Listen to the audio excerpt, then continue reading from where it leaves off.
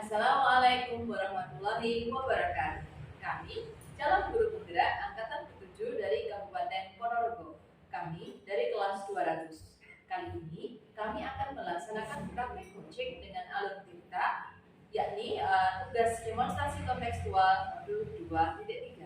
Saya Dian Astuti dari SMA Negeri 1 Ponorogo dengan pengajar praktek Bapak Iring Saputra Ratnawardaya dan Ibu Fasilitator Dr. Anda Lilis Prasetyawati MPD.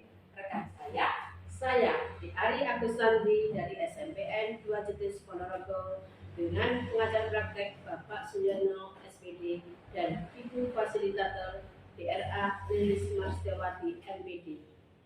Dan saya Lindu Arimurti, saya dari instansi SDN Manuk dengan Bapak pengajar praktik yaitu Bapak Iring Saputra Ratnawardaya, juga fasilitator Ibu Dr. Anda Lilis Prasetyawati MPD.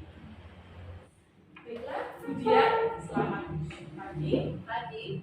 Gimana kabarnya Budian? Alhamdulillah, saya sehat. Budian gimana? Alhamdulillah, sehat bisa ketemu dengan Budian, senang sekali. Alhamdulillah, saya juga senang Budian. Kemudian pada kegiatan coaching ini saya ingin tahu di sini perannya Budian sebagai apa dengan Budian? Baik, pada kali ini saya nanti akan melaksanakan sesi coaching. Saya dan nanti itu masih di jalan ya, belum nyampe sini tapi sudah saya hubungi. Jadi ini nanti saya sebagai coachnya dan nanti sebagai coaching. Jadi perannya sudah kami bagi seperti itu. Kemudian Budian, ketika melakukan coaching itu kita harus melihat dari alur tirta, yaitu di mana alur tirta itu adalah tujuan, kemudian identifikasi masalahnya, kemudian aksi nyata dan juga tanggung jawabnya. Untuk Budian, ketika nanti kegiatan coaching ada tiga kompetensi inti yang ditonjolkan atau yang dicapai. Dimana tiga kompetensi itu adalah present, kemudian mendengarkan aktif dengan rasa, dan yang ketiga adalah mengajukan pertanyaan berbobot. Dari tiga kompetensi inti ini, mana yang ingin Budian tonjolkan atau yang ingin Budian perlihatkan, yang ingin Budian capai? Baik, dari tiga kompetensi inti coaching tadi yang sudah disebutkan, yaitu present, mendengarkan aktif dengan rasa, dan mengajukan pertanyaan berbobot. Nanti saya ingin memaksimalkan yang kedua, Bu. Jadi saya ingin memaksimalkan tentang mendengarkan aktif dan rasa. Kenapa saya pilih kompetensi itu? Karena apabila kita sedang melaksanakan sesi coaching, saya berpikir bahwa itu adalah hal yang bisa memaksimalkan kegiatan coaching. Kenapa? Karena ketika kita bisa mendengarkan dengan aktif, kita tuh bisa membersamai si coaching ini menyampaikan permasalahannya, sehingga nanti akan ada penyelesaian yang sesuai dengan tujuan yang diinginkan oleh coaching ini. Bagus sekali Budian. Jadi pada kesempatan kegiatan coaching ini Budian ingin mencapai kompetensi inti yaitu aktif dengan rasa. Benar ya Budian? Mendengarkan dengan aktif. Ya, mendengarkan dengan aktif. Nah, pada kegiatan coaching ini Budian ada tiga kompetensi inti, yaitu seperti yang saya sampaikan tadi, present, kemudian mendengarkan aktif, dan juga pertanyaan yang berbobot. Kemudian ada juga kegiatan prasupervisi Budian, di mana nanti kita mendiskusikan rubrik penilaian coaching. Sudah ya tadi, kemudian menanyakan kompetensi coaching apa yang ingin dikembangkan, kemudian menanyakan bagian kompetensi mana yang secara spesifik yang ingin diobservasi. Betul. Kemudian menanyakan indikator ketercapaian dari tujuan pengembangannya. Nanti di kegiatan observasi, saya sebagai observer akan mencatat apa yang terlihat dan terdengar oleh saya ketika melakukan coaching. Kemudian bersama dengan Tati, di mana nanti bebas dari penilaian dan asumsi, fokusnya kepada area yang diinginkan atau yang dikembangkan berdasarkan percakapan atau kegiatan coaching yang dilakukan oleh Tati bersama dengan Budian. Kemudian nanti pasca percakapan, saya akan menanyakan kepada Budian terkait apa yang sudah dilakukan pada saat kegiatan coaching nanti, kemudian yang menjadi indikator ketercapaiannya nanti apa yang diinginkan, lalu menyampaikan catatan hasil observasi saya setelah kegiatan coaching Budian dengan Tati, lalu melihat indikator ketercapaian pengembangan apa yang diinginkan. Lalu dari situ nanti saya akan menyampaikan catatan hasil observasi berbasis data dari pengamatan yang saya lakukan, bebas dari penilaian dan asumsi, serta fokus pada area yang ingin dicapai atau dikembangkan. Selanjutnya menanyakan kompetensi apa yang ingin dikembangkan berdasarkan hasil diskusi coaching antara Budian dan Tati tadi. Gitu ya? Ya, betul. Mungkin bisa dimulai kegiatan coaching ini. Boleh. Tadi mungkin sudah nyampe kayaknya. Oh ya. Assalamualaikum. Waalaikumsalam. Halo Bu Nati. Sibuk ini kayaknya. Iya, ini tadi baru keliling Oh, kerja. gitu, ya. Apa itu home visit? Oh, iya. Karena ada permasalahan di Kalau sibuk itu sampai jauh ya, sampai beberapa. Maksudnya sampai seberapa jauh dari sekolah? ya, kalau tingkatan SMP yang lumayan jauh, jadi berkilo-kilo. Jadi kami meluangkan tapi itu di luar jam kerja. Di luar jam belajar. Nah, kita kan nggak boleh menggunakan jam pelajaran untuk sekali. Iya, kan memang tugas utama kita udah di kelas sama anak-anak ya. Iya. Bu terkait dengan musik tadi, bukan sering dia melaksanakan kegiatan musik seperti itu. Ya, minimal seminggu sekali atau seminggu 1 bulan 2 kali. Kalau dari hasil pengamatan dengan kira-kira anak-anak yang saya bilang bermasalah gitu ya, potensial gitu ya. Kira-kira itu latar belakangnya karena apa tuh? Kalau di tempat saya itu rata-rata itu dari keluarga home. Oke, jadi latar belakang keluarganya. Broken home, jadi ibunya pergi ke luar negeri, Oke. kemudian dia tinggal bersama neneknya seperti itu. Jadi semangat belajarnya itu. Jadi memang latar belakang masalahnya kompleks ya Bu. Iya. Dan sebagai kan sebagai guru tidak ada mengajar, tapi kan juga mendidik bersama anak-anak. Nantinya anak-anak orang tuanya yang mengajar Pengganti orang tua di sekolah. Iya. Ya sabar semangat ya Bu. Oke. Baik. Ngomong-ngomong ini soal sesi coaching ini kemarin seperti yang Bu Danti sampaikan, katanya kan ini ketemu dengan saya. Kira-kira ada masalah apa kok jalan kayaknya maksudnya bingung bagaimana ya. Jadi Jadi saya itu punya permasalahan. Saya selaku guru IPA guru IPA dan salah satunya kalau sudah materi dan fisika itu kan mencakup materi tentang hitung. Oke. Kendala saya itu di anak usia SMP untuk perhitungan, menghitung perkalian, pembagian itu sulit sekali. Itu permasalahan saya. Jadi kalau saya mau melanjutkan ke materi berikutnya ya, itu tuh gimana ya, kalau materi dasarnya aja menghitung enggak begitu mampu, saya mau melanjutkan di gimana rasanya. Sementara kan kita juga ada target materi yang harus diselesaikan. Kemudian kalau kita itu hanya mengurusi anak yang berkemampuan kurang, kan kasihan anak yang mampu. Jadi dilemanya itu. Jadi kalau ya, berarti itu dilema yang dilema. Kalau kita bilang persentase bukan di anak-anak yang tidak kurang kemampuan itu dalam satu waktu berapa ada berapa persen? Hampir setengah. Oh gitu. Setengah lebih.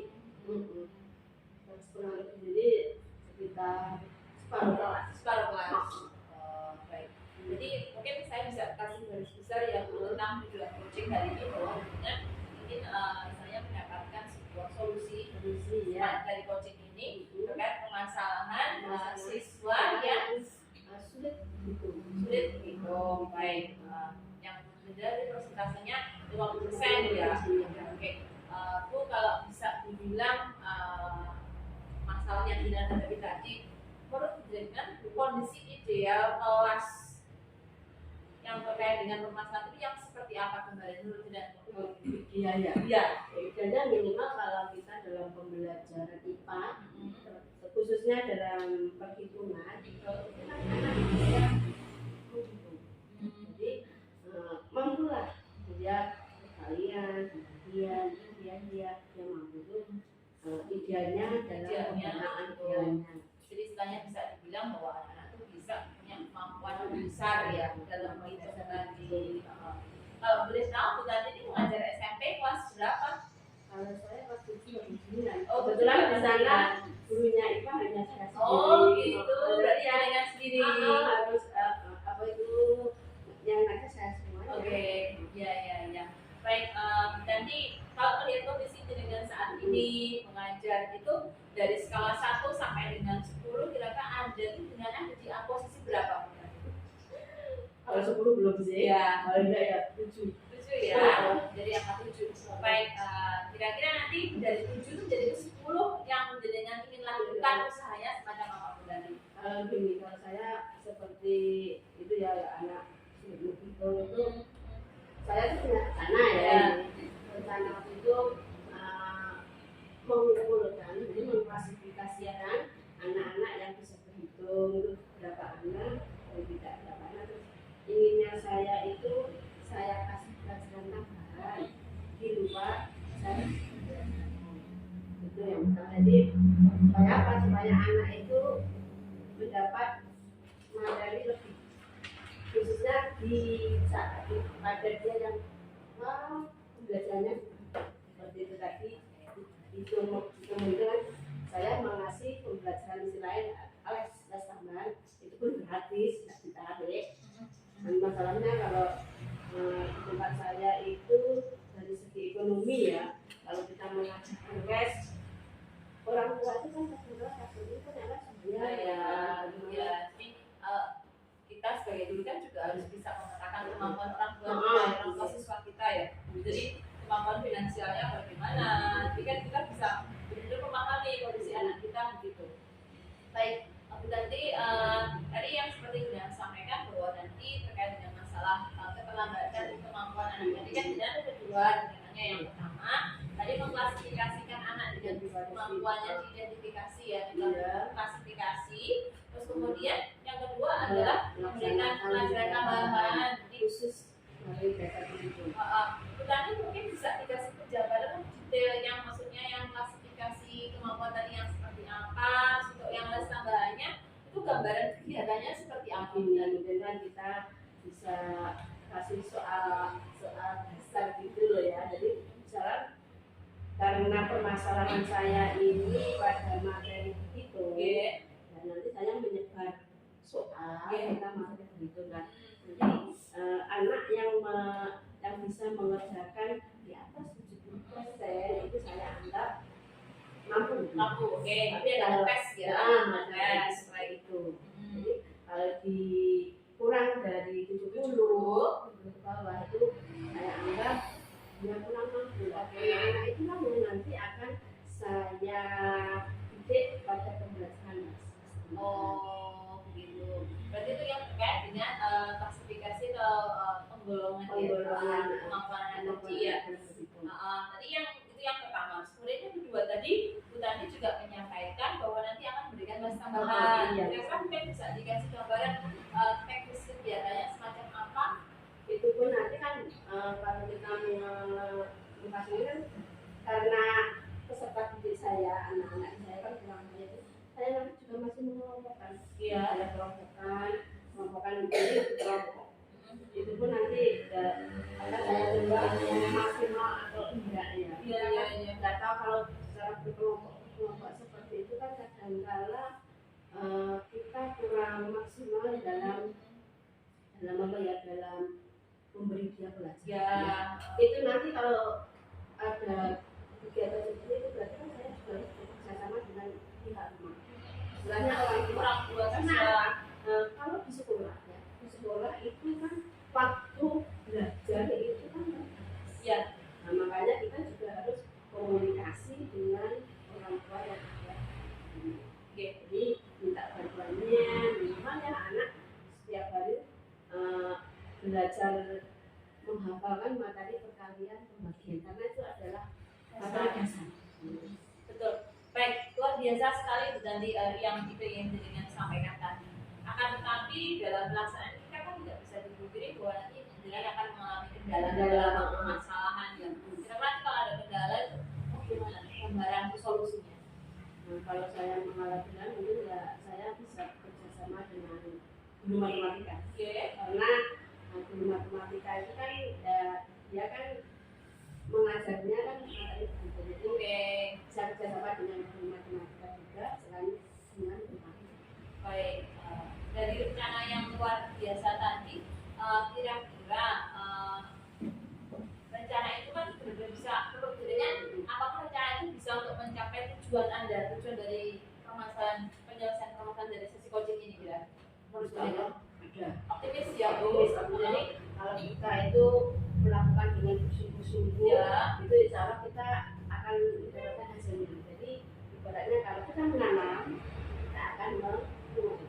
Jadi kalau kita apa yang kita rencanakan, apa yang kita programkan benar-benar kita lakukan, ya benar-benar kita lakukan, terus kita bekerjasama dengan orang-orang yang kompeten atau yang terlibat di dalamnya insya Allah bisa.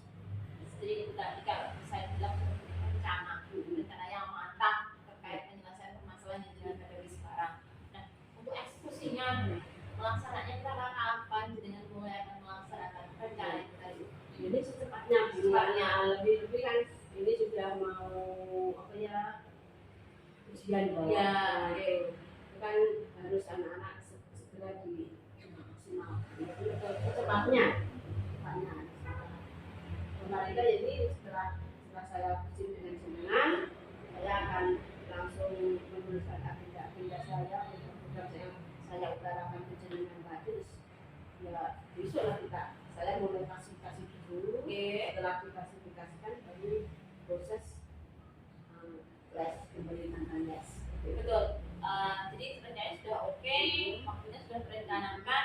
Terus mungkin siapa yang silakan terlibat dalam kegiatan ini? Kan tidak mungkin dengan lakukan ini sendiri. Jadi mungkin rekan kerja yang sekiranya bisa dilibatkan dalam kegiatan ini siapa, Bu? Ya nanti saya bisa melakukan tadi lagi. Selainnya tuh tempat saya kan juga ada BPT yang udah itu kan mungkin semangat ya. masih semangat loyalitas kerjanya kan tinggi ya, kemudian banyak waktu luangnya beda dengan seperti saya yang sudah permasalahan rumah sudah banyak di sekolah semuanya nanti saya mau gandeng yang masih semangat ya kita atau mungkin bisa anak didik saya yang sudah pandai begitu ya, betul itu bisa. Yang teaching itu luar biasa bedanya. Terus kemudian betul. Terus kemudian dari rencana itu, Bu, menurut dengan ukuran keberhasilan dari rencana itu yang seperti apa? Menurut saya keberhasilan itu bisa nanti kita lihat anak itu sudah mulai bisa menghitung, tidak ada soal-soal cerita terkait dengan perhitungan kalian sebagian itu yang mampu menyelesaikan tugas. Berarti bisa dibilang bahwa memang anak-anak itu mampu mengikuti pembelajaran dengan baik, sudah punya kemampuan beserta matematika hitung yang baik ya, Bu. Baik. Dari tujuan ini tadi, komitmen apa yang jadinya akan kita sampai tujuan itu? Komitmen Kita atau mungkin nanti bisa gini Mbak, di awal-awal pembelajaran saya minimal 5 atau berapa menit itu menghafal perkalian bagian seperti itu rutin ya. Karena kalau kita itu rutin melakukan pekerjaan itu kan di sini di otak itu kan insya Allah kan udah ya, oke. Baik, itu komitmennya ya, dan itu rutinitas pada diri sendiri begitu. Tadi berarti kan bilang terkait dengan penyelesaian permasalahan atau ibunya. Nanti kan dengan akan minta mengajak kolaborasi ya, jadi rekan sejawat ya dengan guru siapa tadi? Guru Benda matematika. ya tempat saya guru matematika itu Oh gitu. Jadi nanti insya Allah kalau kita bekerja sama dengan 30 ini dan guru-guru yang masih menghadapi insya Allah cukup untuk ini melakukan les tambahan dengan banyak anak insya Allah. Tadi yang sudah disampaikan bahwa jenengan nanti akan melaksanakan kolaborasi dengan Bu Endang ya. Ini terkait dengan dan Bu Endang kalau tindak lanjut apa yang akan dilaksanakan? Tidak lanjut Antara kolaborasi dengan Bu Endang. yaitu menyelesaikan permasalahan peserta didik saya yang sulit dalam permasalahan menghitung. Oke, ya ya. Itu khusus untuk menghitung aja. Baik, saya bisa menangkap kemudian sebenarnya sudah begitu yang luar biasa terkait dengan masalah yang jangan hadapi, dan saya berharap dari jenjang ini dan bisa melaksanakan itu, bisa mengeksekusi, melaksanakan rencana aksi itu, dan juga bisa berkomitmen untuk bisa menyelesaikan permasalahan ini sampai dengan tujuan tercapai, gitu ya. Jadi harapan saya adalah bisa melaksanakan kegiatan ini dengan lancar, jadi nanti tidak ada kendala-kendala terkait dengan pelajaran berhitung di kelas Anda lagi ke depannya, gitu ya. Baik, Bu Tani, mungkin untuk sesi coaching kita bisa disambung lain waktu, jadi nanti tidak bisa saling berkabar dengan saya kira-kira progres atau perkembangan dari kegiatan seperti apa nih. Ya, kita bisa secara yang saya juga bisa belajar dari dirinya juga nanti saat itu ya Bu, nanti bisa mulai waktu ya, kita ngobrol lagi lah nanti dari waktu pas longgar waktunya. Ya, sambung lewat WA ya. Ya, Tapi enak saya juga. Ketemu langsung ya. Langsung. Betul, oke. Terima kasih ya Bu Tani. Sampai ketemu lagi ya. Sehat selalu, semangat. Assalamualaikum. Salam.